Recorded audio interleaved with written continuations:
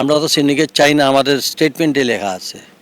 আমরা যে স্টেটমেন্টে আমাদের সরকারের পক্ষে এবং আমাদের মালয়েশিয়া সরকারের পক্ষে যৌথভাবে স্বাক্ষর করা হয়েছে। এবং আমরা এবার শুধু যে সংশ্লিষ্ট মন্ত্রণালয় তা না, আমরা প্রধানমন্ত্রীর সঙ্গে দেখা করেছি, সংশ্লিষ্ট মন্ত্রণালয়ে দেখা হয়েছে, ইলাবোরেটলি আলোচনা হয়েছে। আলোচনার পরে দুই দেশ একত্রিত হয়েছি, একত্রিত হওয়ার পরে আমরা স্বাক্ষর চুক্তি করেছি। সেক্ষেত্রে সিন্ডিকেট থাকছে না, এটা আমরা আশা করতে পারেন। আপনারা দেখছেন তো, মাননীয় প্রধানমন্ত্রীর ডিরেকশনে আমরা গিয়েছি এবং সেখানে আমার মুখের কথা না, ওই দেশের সরকারের যৌথভাবে আমরা স্টেটমেন্ট দিয়েছি।